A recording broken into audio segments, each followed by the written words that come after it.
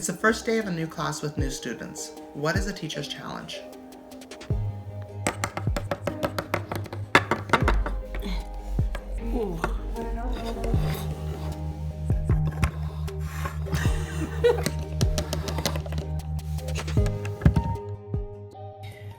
Coming into a new classroom, the teacher meets the students for the first time.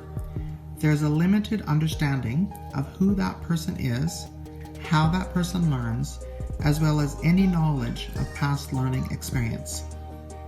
So what is a good classroom assessment technique to deal with this challenge? Create a short, specific 1 or 2 page autobiographical sketch focused on a single successful learning experience. This should be relevant to learning to the particular course in which this assessment technique is used. This strategy is best and most effective at the beginning of the course. It gives an introduction of students' understanding of their learning experiences and how they process that learning. Now, class, I want you to think of a time in your life when you were a leader in a specific situation. The principle which drives this strategy is the provision of a starting point for the teacher to evaluate the student's self-concept, self-awareness of the range and diversity of reflective abilities of the student. Also, this gives the teacher insights into the student at the onset of the class.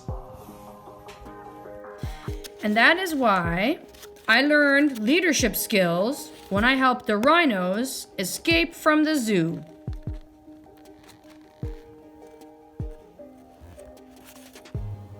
So while this strategy brings clarity, what are the limitations?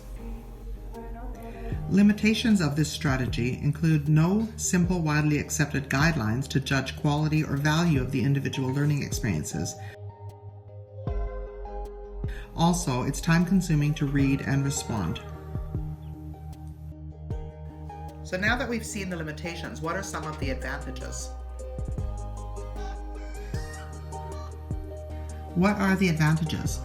It's more directed than a general approach, and the clear focus allows insight into students' experiences. The information gained allows teachers more clarity towards setting clear classroom objectives. Best practices for this strategy include the following. Teachers give clear examples and instructions. It works best with smaller size classes. Students keep it short to a 1 or 2 page sketch. And it encourages non-academic learning experiences to be validated in the story. So what are some of the ways that a teacher can provide feedback for these focused autobiographical sketches? So how will you provide feedback? Have the students form groups of 4 in order to share their sketches and to collaborate on what was learned and why.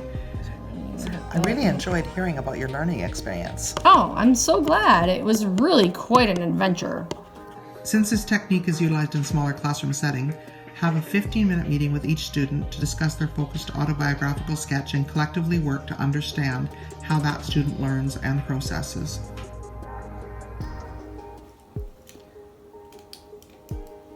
Anyone who fails to learn is regarded as Oko Enyan, the living dead, says an African proverb that captures not only how embedded, but how necessary learning is in today's world.